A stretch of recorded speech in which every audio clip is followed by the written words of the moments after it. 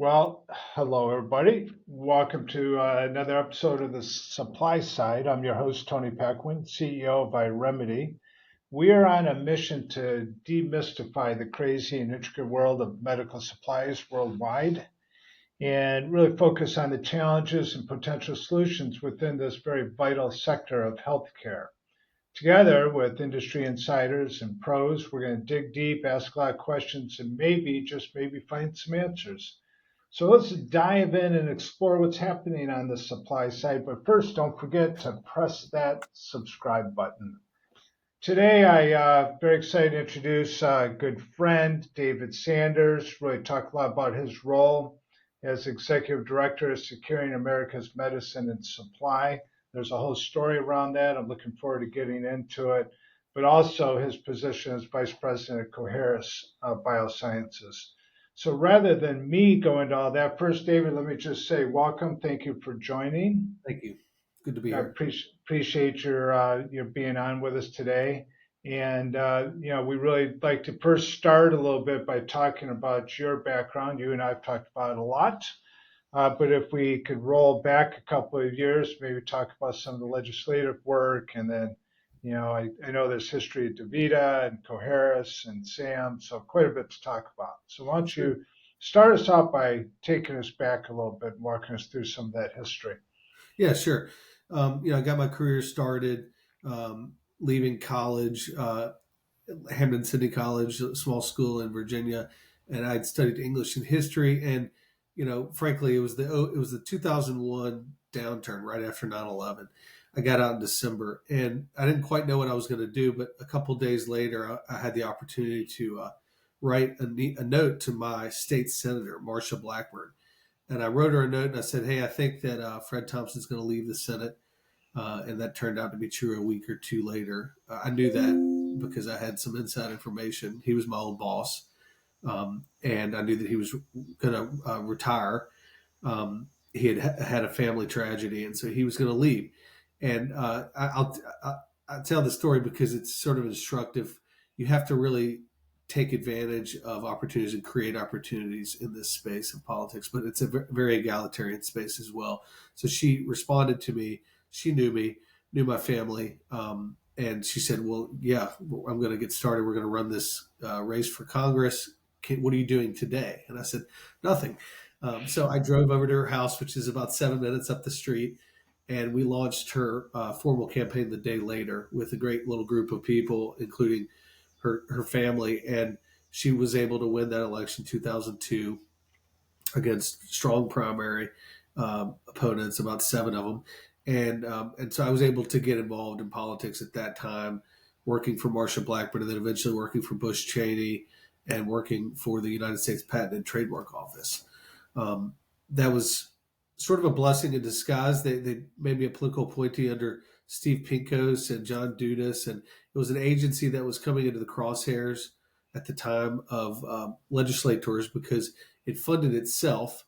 This is the agency that issues our patents and our trademarks, Yeah. but it still needs permission from Congress to fund itself. But more importantly, there was some big patent law changes happening at that time. And so I got my first taste of pharmaceutical law when it comes to trade law, IP law, and then IP prosecution, domestic law. So that's what really opened my eyes up to the pharmaceutical space, which was exciting for me to get to know innovative pharma, the supply chain. And frankly, at that time, I was in my mid-20s. I wanted to give back a little bit, and I was excited because health was a growth area in Washington, health policy.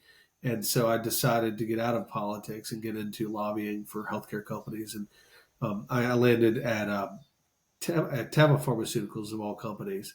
I was still pretty green, but I was fortunate to get a job there. That was back in 2007. And in 2008 and 9, we were dealing with an international supply crisis, the heparin scandal. We were dealing with Michael Jackson died of tainted propofol. There was some rumors that it was a Teva product for a few days. It was a Teva product, but it was not tainted. So some big things were happening, and investigations at the Wall Street Journal, the New York Times, into the tainted heparin. And so that led to the advent in 2012, eventually, of foreign inspections. And so that was my entree into pharmaceutical law, was through intellectual property and then through this series of crises because we don't have a handle on quality around the globe. Yeah, Uh, it's interesting. By the way, it's an interesting way in because patents turn out to kind of mean everything when it comes to the cost of pharmaceuticals, right? yeah, yeah, Generic versus brand, and that was an interesting backdoor that you took into that world, but yeah. And turns people out to say, be, so where'd you go to law school? And I say, no, I didn't.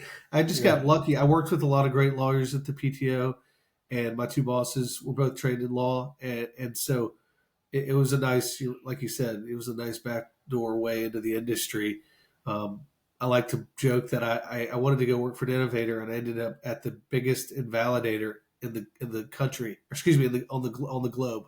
yeah. Teva was at the time, and probably again, the greatest at invalidating poor patents and breaking them and entering the market. And that was the No, world is we that lived. right? I never really thought of them that way, but that's their business, I guess, is to build the generic angle, It right? was for many years. They're Yeah. getting away from that. They're diversifying into innovation, and I think that's a smart move. In fact, the same thing is sort of happening here at Coherus. I Hmm. can go in either direction, but um, I did spend 6.5 years in kidney care, working on some big policy changes with a great group of people in that industry. We were able to expand Medicare Advantage for ESRD patients, patients with failed kidneys, and that was probably one of the bigger legislative wins of my career. But I left that about 4 years ago and came to this small American based biotech that no one had really heard of, Coherus. It had just launched a cancer support drug in Udenica back in 2019 and was succeeding in that one market, but had big goals to launch more biosimilars made in America. And so I sort of quickly concluded this was the time to sort of take advantage, like I did with Marsha Blackburn, take advantage of the opening and the opportunity during COVID to catch the tiger by the tail and to begin talking about not just onshoring or domestic shoring, but really just strengthening the global supply chains. Because I think a lot of people really don't pay attention to supply chain issues. I mean, you do, Tony, you're an expert at it. You've started multiple companies succeeding in this space, but a lot of people in policymaking don't they don't pay much attention to what was happening in the background. And what was happening was an active uh, by commercial parties and by government, an active exportation of pharmaceutical production, both API, active pharmaceutical ingredient, and finished dosage. In fact, last week there was a fantastic article that captured this story quite well. Liz White at the Wall Street Journal wrote it, called America's Running Out of Generic Drug Makers. And it's all about this one drug maker in Bristol, Tennessee that makes amoxicillin. And it's the only producer, I think, of amoxicillin in our country. And it's struggling, even though it's under new management, new leadership, new investments by a man named Jackson. Um, it's struggling to make profitability because it's competing against basement pricing worldwide. And so I think that's why we really started Sam's, to try to take advantage of this over reliance on mostly Chinese production and to begin to incent production here in other allied countries like Europe, Puerto Rico. There's a lot we could do even in Central America, I think. Yeah, Um, well, Mexico, for example. But let's unpack SAMS a little bit. So by sure, SAMS, you mean the SAMS Coalition.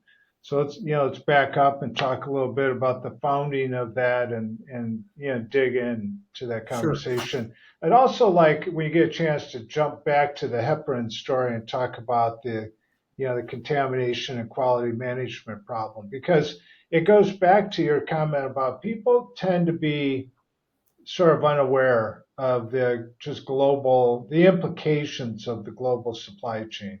And it's kind of creeped up on us over the last Yep. 20 years, right?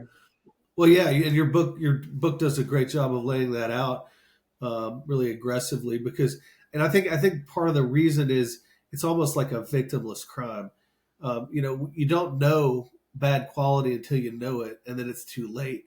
or Hmm. even setting aside bad quality, drug shortages in general are affecting patients in hospitals and pharmacies, but there's not one entity representing them in Washington to say something must be done here. And so I think that's what we wanted to do with the creation of SAMS is recruit like-minded companies that would be willing to say that something should be done to boost domestic production of essential drugs and essential medical devices. And for Coherus, it helped us build a name for ourselves. It helped us build our own brand by being a part of this founding. And we were purposeful in our naming of it. Securing America's medicines and supply. It's not, it's a process, and it's a complicated process. It's hard to get wins in legislation and regulation, hard to convince government to make changes and work with industry to do that. And so we knew starting back in 2021 that this was going to be a big endeavor. We thought, maybe ironically or overly optimistically, that more industry would flock to it. And at least I thought that.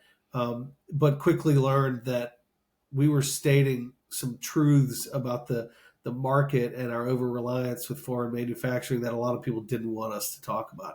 But I think Yeah. now we've seen industry shift. But I'll get back to the founding of SAM. So at the founding, we had a number of companies. One has since sort of fallen into bankruptcy, but Teva Pharmaceuticals was there early on. Amneal Pharmaceuticals joined pretty early. You joined early. Remedy, after your experience with Operation Warp Speed, which I'd love to remind your listeners of, and we had a core group. We eventually recruited Mallinckrodt as well, the biggest API producer on American soil. People don't know that Teva is the biggest generic manufacturer on American soil, and probably the third or fourth biggest in the world. We also were able to recruit one of the biggest distributors, Syncora. They've been a great member and helping us focus on policies that they contribute to every day as a big distributor of products. Um, many of the pharmacies and hospitals rely on them for mitigating drug shortages, not just managing against them, but stopping them. So it's been a great group of companies that have come together. We expect to keep growing. Obviously, we're in the middle of a challenging legislative year, very strange political year, maybe the strangest of my life. It's certainly the last month has been explosive in terms of developments at the macro and toppest levels of government. We could talk a little bit about that if you want. I do think that over time, I had one really amazing pharmaceutical executive who I'll leave unnamed call me about 2 years ago, and he said, "I don't understand, why are y'all so optimistic something's going to get done in this space?" And the only answer I had was, eventually they're going to have to do something. They're going to have to Yeah. do this. And at that time, we had 120 shortages. Today, we have 303. Right. Yeah, that's it. It just is, continuing to get worse and worse and worse. It's interesting comment that you made is so true, and that is that there isn't an obvious bad guy, you know, and there isn't a single, therefore, institution, government or industry, whose job it is to take care of the bad guy or the problem, right? And Correct. the big client, the big user of drugs in America, drugs and medical supplies, you would argue is kind of like hospitals or healthcare systems and all their associated Sure. providers and doctors and surgery centers. The government, of course, the VA is also a major player, but that's what you argue. But the interesting thing is that your CFO of a healthcare system today, he's not going to take on the globalization, he or she isn't going to Correct. take on the globalization problem because they got their own problems. You know, Yeah. and they're looking at financial viability. They're kind of going. I have a healthcare system I'm doing some work with today, and they're doing 5 billion a year in revenue. They Wow. do 1.2 billion a year in supply purchases. You would Amazing. consider them to be about a medium-sized community healthcare system. Number one cost in their system is payroll. Number two cost is supply, right? Yep. Now, pre-COVID, they were operating at about a 5% margin. Today, they're operating at about a 0.5% margin. Yep. So, a 0.5% margin on $5 billion a year. I mean, it's nothing. It's another way of saying they're borderline insolvent. And, Right. the day will come where they'll have to sell a hospital or lay off 1,000 people or, something like that. So if you go to him and you say, you know, hey, Bob, I got this idea. We need to reorganize our supply chain. He'll go, look, I'm fighting my own fires. I'm That's putting so out my true. own fires, right? Yeah. So it's interesting. And then, so you got the FDA, you got CMS, you have all these various government institutions, but none of them really own this problem. That's correct. I mean, that's And absolutely right. And I think, that is part of the problem. But I'll step away from the problem for a second and say, look, there are small countries recognizing that they need to localize production of certain things. They want to create jobs. I mean, I know for a fact that Panama is looking at an incentive production, incentive program that, much like we had with tax law in Puerto Rico for 20 years until it went away. The Kingdom of Saudi Arabia has a localization program to try to bring jobs, bring sort of, let's call it, westernized medicine yeah, to the Middle East. So I think if small countries can do it, it can incent production. We should be able to do the same, and we should be able to do something. I like to say that, catch the tiger by the tail, but also Medicare is a is a passive program, and that is part of the problem. Is it pays for a service rendered beforehand, right? And so it is hard to force Medicare to be active. But Tina Smith from Minnesota has introduced a bill now, two Congresses in a row, called the American Made Pharmaceuticals Act, that would actually create a pilot program to say, hey, with certain drugs where we know they're made here, you could even expand it to here in Europe and even India. You can say, if we know that they're made there, we know that they're inspected, and we're going to pay a bigger add-on fee to the physician who utilizes them, simply hmm incentivizing. And the pharmaceutical company doesn't get anything except maybe higher utilization. But the problem has been, I think, that during the 20 years of exportation, let's say, where we looked the other way, that was the 20 year, this is the exact 20 years that the growth of the middlemen put themselves in the middle. yeah, And so no I doubt. think I think the power of the PBM, the power over the formulary, has really halted the hospital's ability or anybody else in the supply chain to be able to say we're vested. I understand why they're not vested, and I think ultimately that's why the government needs to issue grants or loans directly into pharmaceutical manufacturing, direct into industrial base expansion. Because if you start messing with payment policy and you start messing with the way a hospital is reimbursed, you're going to find more enemies because it can't be done right now, given the margins you were just talking about. Yeah. And comparable margins probably with a lot of the pharmaceutical companies. The pharmaceutical companies come to us and they say, we can't make a new investment without a government program, without a government contract of procurement, or without an upfront grant. It has to be one or the other. And I get that, especially if they're going to try to produce here or in a higher cost country that's really high quality. It might seem strange to try and defend, the giant pharmaceutical company, but the fact is the margin, the cost is sucked up by the middleman, not so much the manufacturer. That's That's just exact. the deal. The That's a lot. There was a study done by CMS about the cost of insulin over the last 7 years. Every year, the cost of insulin has gone up. So the payer, whoever the payer is, Medicare or private payer, whatever the case might be, their cost has gone up. But the amount of money that goes to the manufacturer has gone down. So out of every $100, the amount that goes to the manufacturer is down. The amount paid by the end user goes up. Well, that tells you the distribution cost has increased. Now, Yeah. there's a lot of layers in there, PBMs and GPOs and distributors and other costs, pharmacies. There's other costs. There's a lot of costs that comprise that. But it's very frustrating, I think, to the manufacturers and very difficult for the innovators. You go back to a Coherus. the other thing about an industry like this is it's not exactly friendly to change, right? And that's what you're talking about with Sam's, is Yeah, you found that a lot of companies are kind of vested in the legacy, right? They don't really want to, as I always say, when you disrupt, somebody's getting disrupted. And the that's guy right. that gets disrupted doesn't like the idea of disruption, right? That's And exactly in right. the pharma industry, it's typically, the big guys.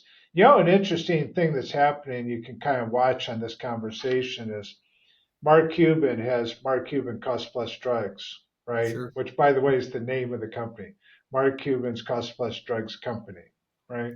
But Brilliant, really, brilliant. yeah, but you can see their strategy is sort of call it anti-PBM, or let's say a different kind of PBM, a more transparent PBM approach. But Sure. I would say just generally they're trying to flatten the distribution. They're trying to reduce the middleman layer of the cost with Yeah, I think some that's right. I mean, success. we actually, we launched a partnership with his company last June of 23. We launched our Humira biosimilar at 86% off the There you price of go. the originator, Yeah, and it made a lot of news, upset a lot of people. I think it really put his company on people's radars because before he was just doing small chemical compounds, yeah. and they were surprised that he could also do this with biologics. Hmm. It works. The problem he has right now, at least, is that he's only really servicing the cash paying customers. So you talk about the entire pie. He's only dealing with 5, 6, 7% of the entire pie. He's not necessarily helping Medicare yet because he's not taking Medicare. He's not Hmm. necessarily taking an insured patient's insurance. He's giving them a good deal because he's able to acquire a set amount of product for those cash paying customers. So it's an add on for everybody. But I agree with you also. The innovators get hurt by the middlemen. You've seen them all change position over the last 5, 6, 7 years, and they're concerned about the status quo and the way it works. The other thing that is a misnomer about supply chain is that there's generics and then there's innovators. And that's not really the case. Like I was saying about Teva, Teva is a generic and an innovator. Coherus is a generic and an innovator, a generic biosimilar company and an innovator. And then if you even look at some of the bigger brands, um, Fresenius Kabi, Pfizer, these companies produce scores of generic products here in America and around the globe and in Western Europe. So I think that there's also a misunderstanding. I think that a lot of products are made by CDMOs. And so there's this jumbled mess when you're trying to impact an industry. And I think that Congress is getting one or two or three steps closer to doing that, in part because you got to keep it simple. The Hmm. Biosecure Act, the whole thing against Wuxi is actually, in a way, Congress throwing the baby out with the bathwater, complying with, let's call it, international politics right now. But at the same time, if they do it correctly, it shouldn't harm too much too quickly.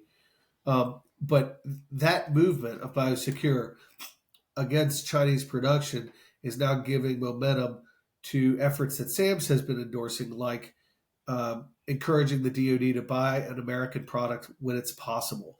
And we've actually seen Rick Scott from Florida, the senior, excuse me, the junior senator from Florida. I believe he came in 2 years or 4 years after Rubio. Um, he's made a lot of progress over at this Armed Services Committee, and he and Tim Kaine from Virginia are encouraging the DoD to purchase from an American made product or a product that is made in a country where we have a free trade agreement. And there's a good waiver there, so it's not going to Hmm. disrupt Indian production or anything like that. But when it's possible, the government should be purchasing high quality product that we know has been reviewed by the FDA. Right. When people ask me, well, what do you think about the FDA? Well, what should they do to mitigate shortages? I think they're doing everything they can to mitigate shortages. I don't think it's they are necessarily the arbiter of shortages. Like you said earlier, Tony, there's nobody who's an arbiter. There's a new coordinator position at the White House level. That person, hopefully, over time, could begin to mitigate these problems. But I do think that FDA could use more inspectors in India, in China, and they could use more flexibility and use the Europeans more. So anyway, I think there's solutions out there. I think that next Congress will be the time to put some of these pieces in place and start investing in production of essential drugs. The FDA. The one thing they can do is they could make it easier for the friendly countries to get into the deal, right? Exactly. And then I'm not a believer that they're doing any kind of sufficient inspection in China. I don't think there's surprise FDA inspections going on anywhere in China. I couldn't agree more. India, we haven't really talked about, but part of the thing that goes on, if you look at sort of free market economies versus planned economies, right? The planned economies, communist countries, socialist countries, they can sit there and have a meeting and go, hey, we got this problem in our medicine supply, and they can just set policy and go do it, right? China, right? Exactly. They can do that. And arguably they did that in the glove business, for example, pulling it out of Yep. Malaysia during COVID. So they kind of go, hey, we're going to go dominate APIs, and they just rule from the top. Now, I'm a believer at the end of the day, communism and socialism fail because name one time it's ever really worked out. But they do have this advantage. And then you come over to democracy and free market, we're all kind of disorganized and crazy. And, we got wildness going on legislatively right now. I mean, this to me is just remarkably bizarre, right? Yeah. And really illustrated by the presidential election. I mean, even in the last 30 days, we get one candidate almost gets assassinated before Yeah. he's even nominated as vice president candidate. That party, the Republicans went have been in total disarray. Then we have the president essentially resigned, but not really resigned, but resigned from being a candidate. So we have, the presidential candidate on the left who wasn't even voted into that position during the primaries. I mean, they're not even going to have a primary vetted candidate on the Democrat side, right? And that's our executive branch. Yeah. So, It's you know, it's yeah, Stranger Things season 3 or something. I don't know. exactly. It's been very surprising, even to me. I've been around politics now for 25 years. I mean, I remember when Jeffords switched parties and flipped the Senate. I can't remember what year that was. It was probably 99 or 2000. That was a shocking moment, but this is much more shocking. And also, Mhm. like you say, I think that it's a surprise that they didn't try to do a mini primary or at least a nominating process at the convention, which is coming up, I think, in 11, 12 days. That was surprising to me. I think it's also extremely surprising that, President Biden is still president, but the question is who's helping him make the decisions right now and Yeah, who's in charge. And exactly. after 2.5, 3 years of making progress with this administration on matters like this from Sam's, it's a little disappointing. And we'll have to see how things shake out for the fall. I was hopeful we would see a program out of the White House. They did issue a pretty interesting series of policy proposals. They asked Congress for 3 to 5 billion to shore up essential drug production, but it gets back to what we talked about earlier with hospitals. A lot of this has to do with changing the way hospitals get paid through Medicare Part B and Part D, and that cannot be done overnight. Just like you can't incentivize production of generics 15 years after they launch, we do need a Hatch-Waxman 2.0. We need a new way for companies to be incented to produce, whether it's here or abroad. That has to happen. But these things usually take 2 to 5 years to get done, and they need consensus to get them done. And a lot of these matters we're talking about do not have enough consensus on the Hill to get done in a short period of time. So that's why we got to keep going. Yeah, there's a certain amount of American history to being the sleeping bear, so to speak. Like we avoid the crises. And not when we wake up with a vengeance. That's right. but we had you could World War II, D-Day. I mean, there'd be many examples in our history of that sort of American behavior. But we have one of those situations. It's really interesting. I had a conversation with somebody the other day, a media related discussion around this, and I said, come on, let's be honest. We are fundamentally at war with China. It's not a kinetic war, Sure. okay, but it's cyber war, it's economic war. It's, we are in conflict, Hmm. with the Chinese Communist Party. That's just a fact. And yes, they are going to try and take Taiwan. But they're going to harass us, and they have a bigger military, they got a bigger navy, they're a threat, and they're a growing threat. Okay. So first, the average American just doesn't think about that because on a daily basis, it doesn't affect me as I get up and go to work this morning, at least not in some noticeable fashion, right? Sure. So, life goes on and you do that. But what's interesting is that you've got your healthcare system kind of fully dependent upon Yeah. this entity that you also know is not really your friend, right? Absolutely. It's bizarre. It is bizarre, and it's unfortunate. I had one industry expert say, "Well, we're never going to fully leave China," and I said, "Okay, yeah, I can concede Yeah, that. I didn't yeah, say we were.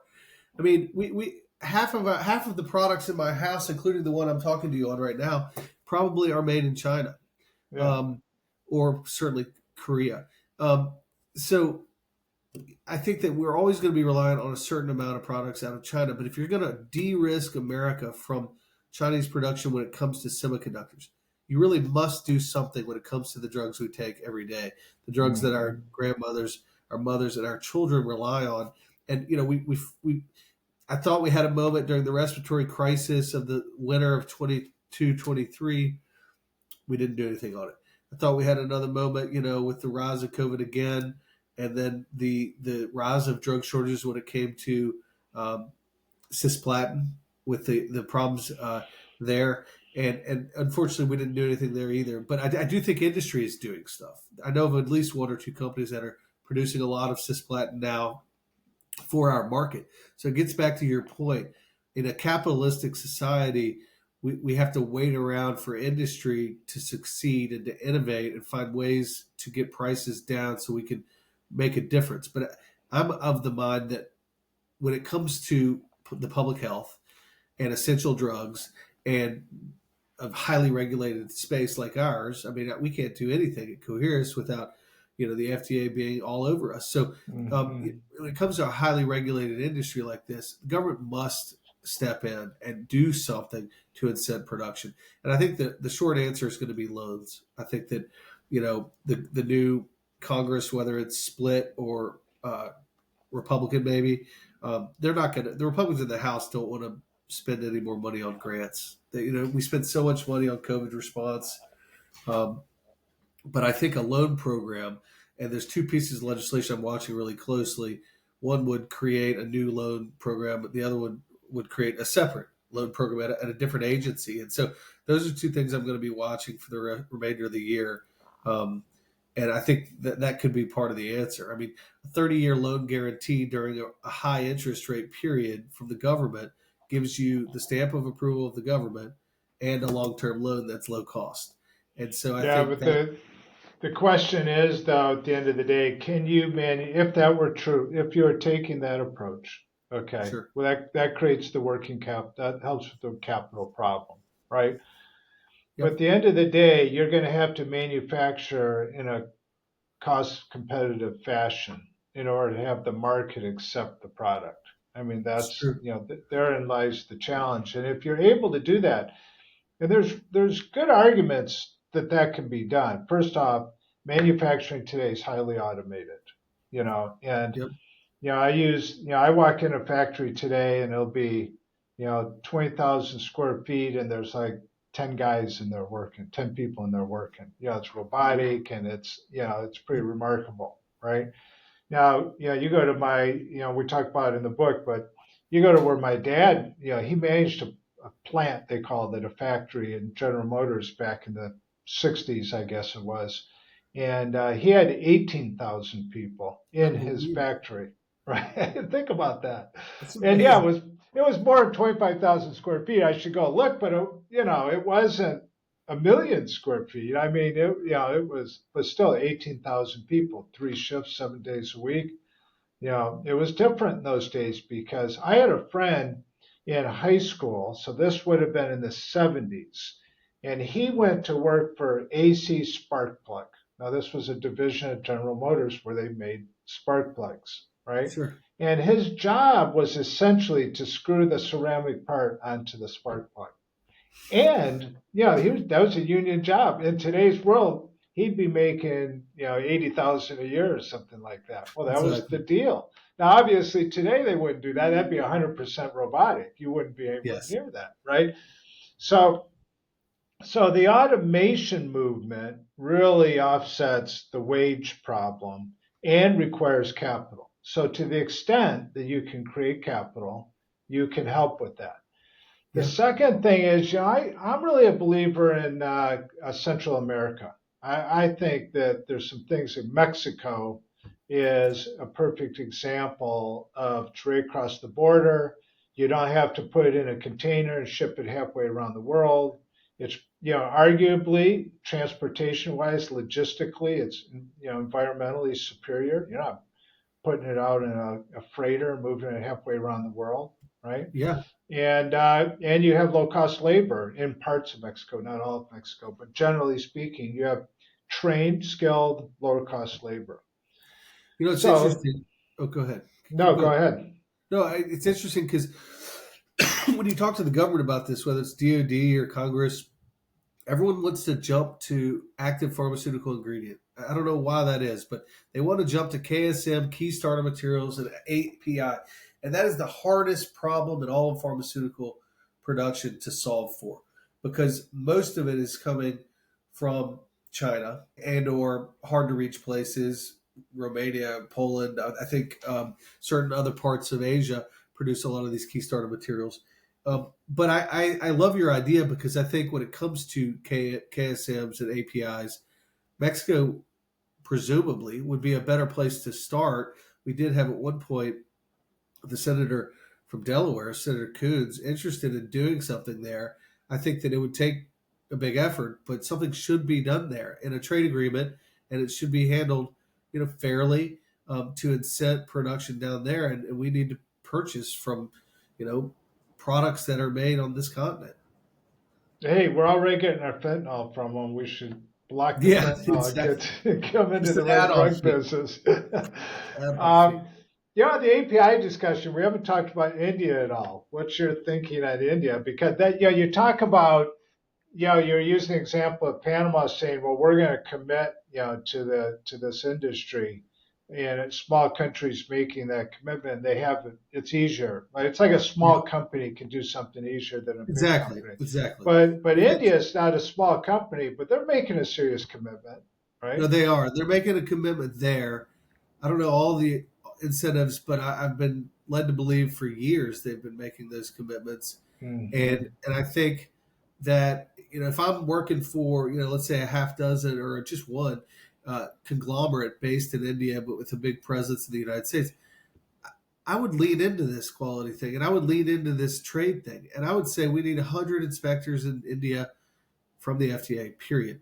Because I think what India wants is our market. We're still their number one market, Europe being their second, and India being a distant third or fourth.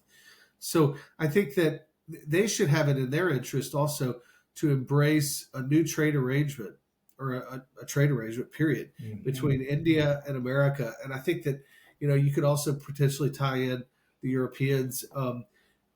I think there's a lot of great companies with a U.S. presence, domiciled in India, making product for this country. I mean, I think if you look at the list of top 10 generics, meaning the top 10 companies providing product to America, you're going to see, I think, six of them are Indian. Yeah, Or yeah. Bendo's number one. Cipla's probably a top five. Um, Lupin, there's a number of them. That are doing great work here for the American market. I would lean into that, and I'm sort of encouraging our friends at AEM at the Association for Accessible Medicines to take a more proactive position in these areas, because I think if they don't, then they're going to be behind the eight ball too 5 years from now if there's a China conflict. I think that's what our national security experts overseeing public health. See, that's two different worlds. There's public health people, there's national security people. They really don't talk. That That that's my whole point. They need to get synced. They need to get synced, because if they don't get synced, we will have a multi billion-dollar problem per year, and it will not be Mhm. fun. We will be overpaying for lots of product, and we will have to go without a lot of product. And I think that sounds like fear mongering, and I don't mean it to, but I agree with you 100%. You and I have always been on the same page on this. If there was a Chinese conflict, 30% of the medicines in our cabinets could go away overnight. Yeah, I mean, I know it does. You do have that. I have that same reaction sometimes where I feel like, yeah, look, this isn't fear mongering. I mean, I'm not trying to, be outrageous. This isn't a clickbait kind of that's conversation, right. right? Right. And it feels that way sometimes because we live in peacetime in this, non-kinetic war sort of peacetime. And that's always been a thing about the United States because we have two oceans. We're protected True. by the Atlantic and the Pacific, so we don't get invaded. We don't experience that, and therefore we feel pretty secure. But eventually these conflicts do happen, and China's got a pretty clear plan. And by the way, now they're closing in, getting closer to Russia. I think the India situation is that because of the geography, they're closer to the China threat, right? They feel Yep. it different than we do because of the shared border and their placement, geographically in the world. And so they're a little more aware of this. Particularly, I know they've made a big investment in the API world, and to them, it is policy that they've gone after it. So they're going to build this industry. Somebody's going to be their customers, Yep. right? If we don't, I think, develop that, now we have really big inspection quality oversight problems with India, right? We Sure. can't have, to your point, a half dozen, inspectors running around India. And it's too big, No, it's no. too complicated Yeah. because it's big, obviously, but it's also, they have different languages, different territories. It's a more complicated uh, nation, let's say, than the United States in terms of your ability to provide that kind of oversight. But Sure. I do think they want the U.S. market, and they're aware of the China threat, and they're taking defensive action probably more deliberately than we are in this country. Well, that's good. I mean, it's in a way it's good to hear, because I know that what our shortcomings are right now, and I have heard anecdotally that they have made investments. So it's good to hear you, as a businessman who has direct experience in this area, say that. I mean, we don't at Coherus source any of our products or production from India, and so I don't know as much about it. But I've been reading a little bit about it, and I do think that they should be the interest there, the companies there. They should be wary of being lumped into the same bucket as China, and they're frankly a little bit lucky that they weren't at all during Biosecure Act and the committee on CCP. Obviously, it's the committee on CCP. It's not the committee on supply chain. So Yeah. I think that would be my only warning: is utilize your friends and your associations and your societies and your coalitions in America to make sure you don't get lumped in, because that would be that would Yeah, they're sort of on that edge, yeah. I frankly. mean, there's an Yeah. opportunity for them, though, especially Mhm. in a Harris administration or a Trump 2.0.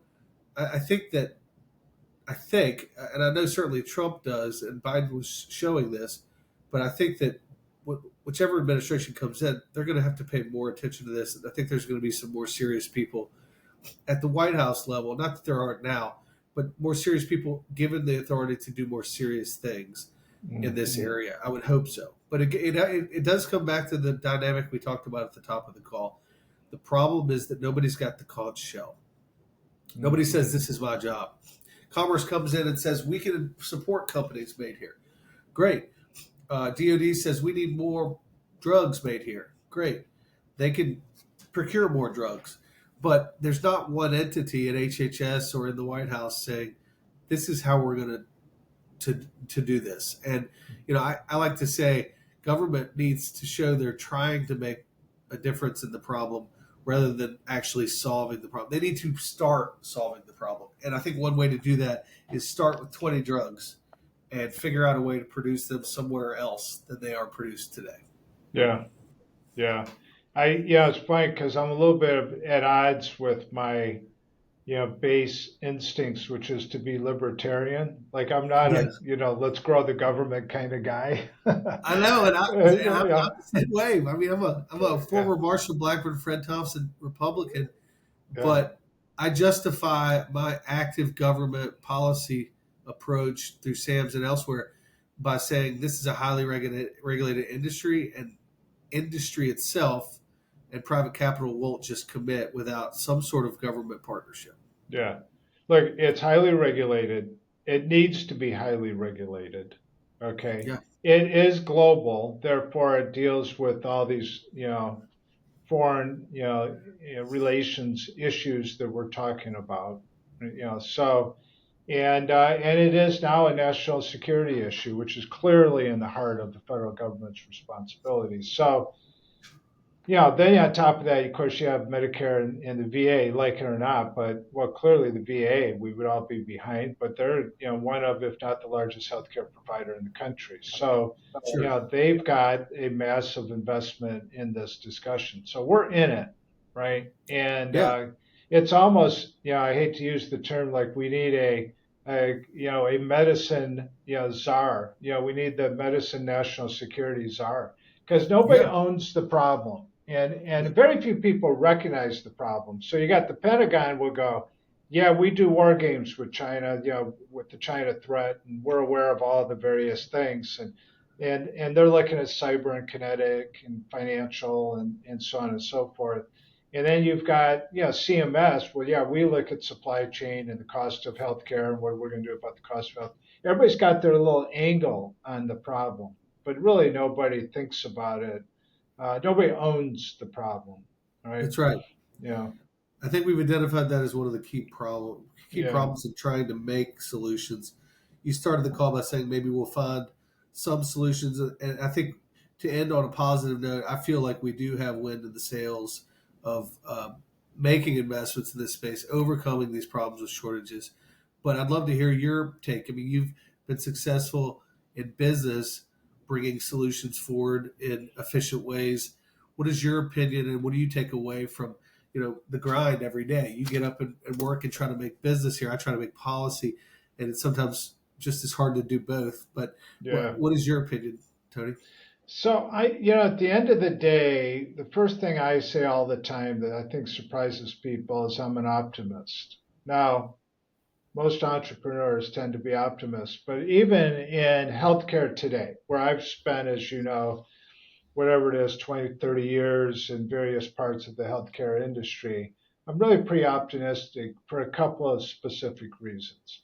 So one is innovation.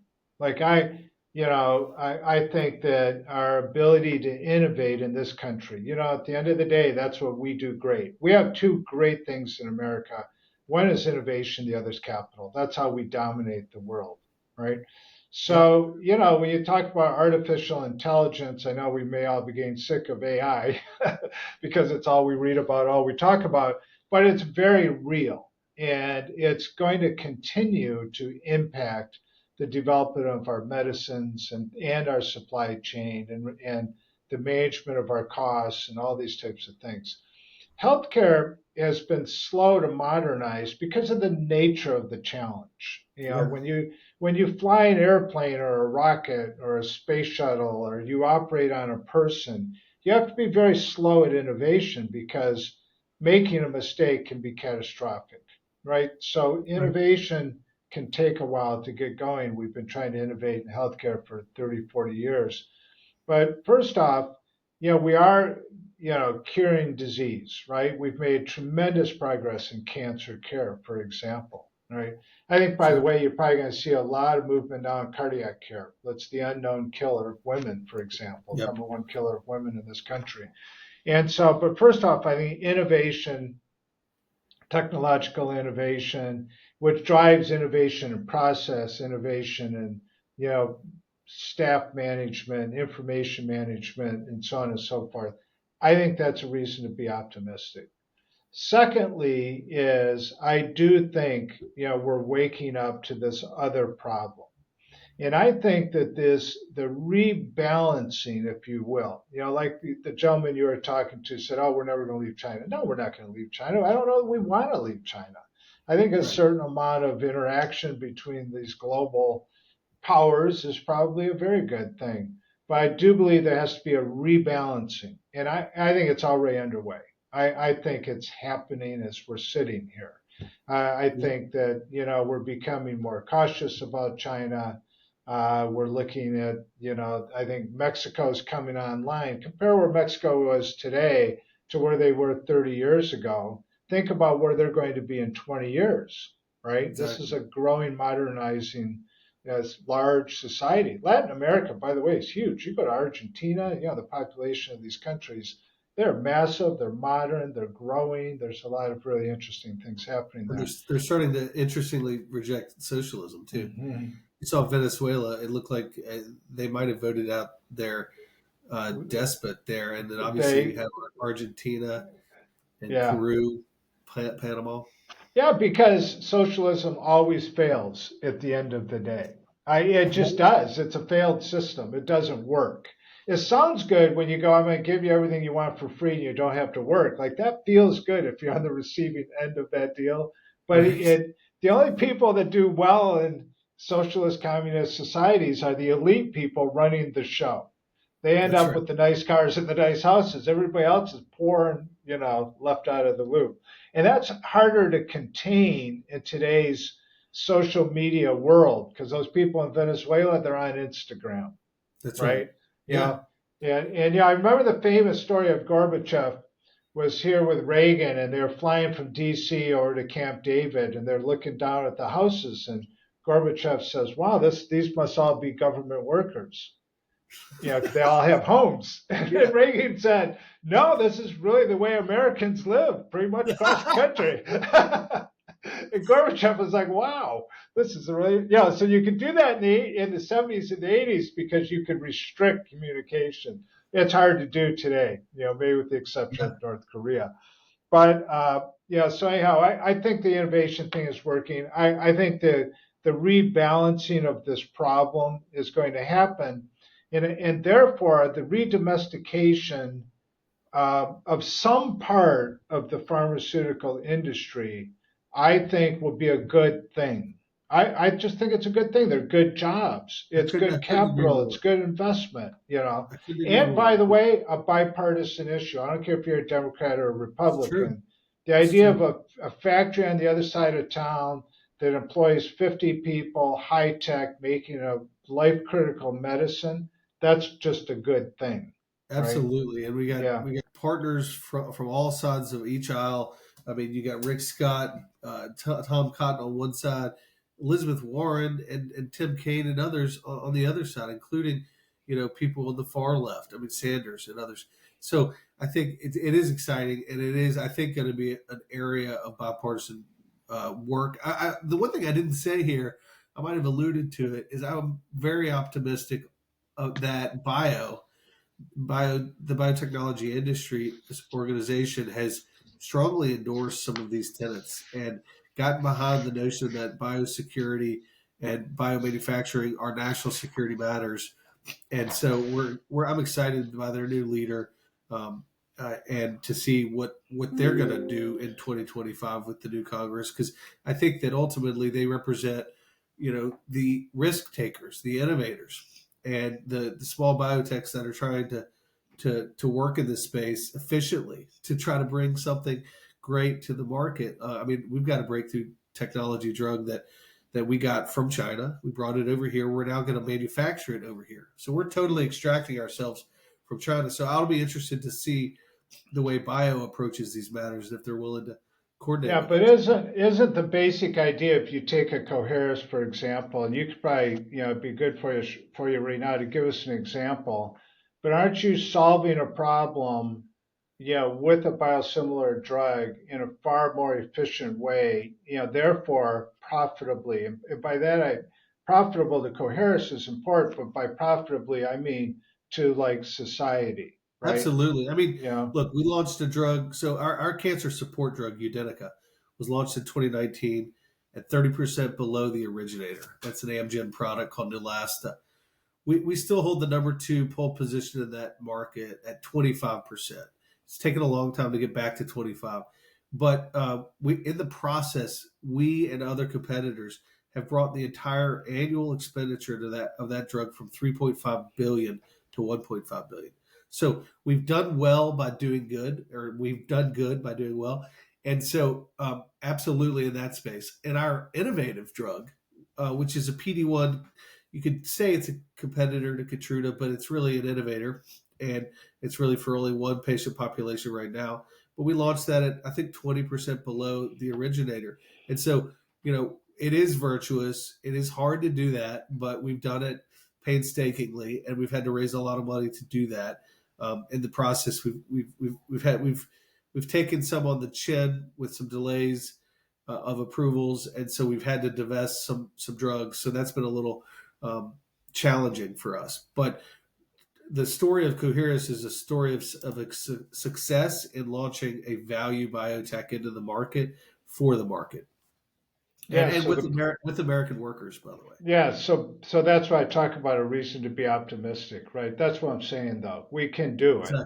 And it's Yeah, interesting, the point that you're making, the challenge is largely a capital market challenge. At the end of the day, you need it's really two. cash.